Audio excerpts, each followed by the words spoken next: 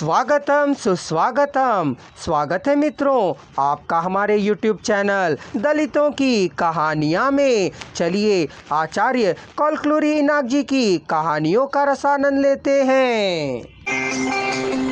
बस फिर क्या था, बात पर बात उठाई और अंततः महालक्ष्मी गृहस्थी बसाने नहीं आई। रामानुग्रह शास्त्री घर जमाई बनकर नहीं गया। मंदिर की सेवा करने का अवसर प्राप्त हुआ था, पत्नी की सेवा करने का भाग्य उसे प्राप्त नहीं हुआ था। रामचंद्र 14 साल तक पत्नी के साथ जंगल में थे। पता नहीं सुख शांति थी कि नहीं, पर उन्हें संतान सुख की प्राप्ति नहीं हुई। उसने कुछ समय तक लंका में और कुछ समय वाल्मीकि आश्रम में और उसके बाद भूमाता की गोद में निवास किया।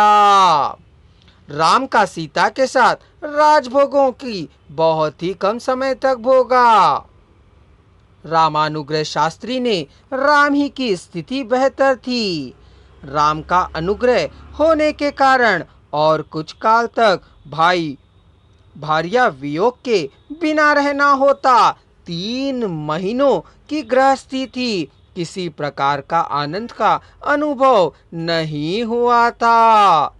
दूसरी शादी 2-3 दिन वक्त भी ना टिक सकी। सीता वनवास की तरह महालक्ष्मी पास गुंटूर के पास से चले गई। घर के क्रमशः एक एक करके चले जाने पर रामानुग्रह शास्त्री 20 साल की उम्र में ही बिना पत्नी के और गृहस्थी के लिए ना आने वाली पत्नी के पति के रूप में शेष रह गए थे। पिता के 60 बरस थे। पिता की सेवा करने का भाग्य श्रीवारी के द्वारा प्रदान करने के कारण रामानुग्रह शास्त्री वृद्ध पितुदेव के लिए रसोई बनाकर भोजन खिलाकर उन्हें तृप्त करने का मौका मिला। पाक शास्त्र में प्रवीणता को प्राप्त किया, पाक विद्या में पारंगत हुए, रसोई बनाने में निपुण हो गए थे। पिता बेटे के पकाए भोजन के सिवा और किसी के पकाए भोजन को ना स्वीकारने की स्थिति में आ पहुंचे थे। रामानुग्रह शास्त्री के सामने रसोई बनाने वाली महाराजिनें फीकी पड़ जाया करती थीं। इस प्रकार का नाम उन्होंने कमा लिया था। रामानुग्रह शास्त्री को रसोई बनाने में इस प्रकार की प्रवीणता प्राप्त होने का कारण उनकी भूख ही थी। इस बात का पता पिता पुत्र को पता था।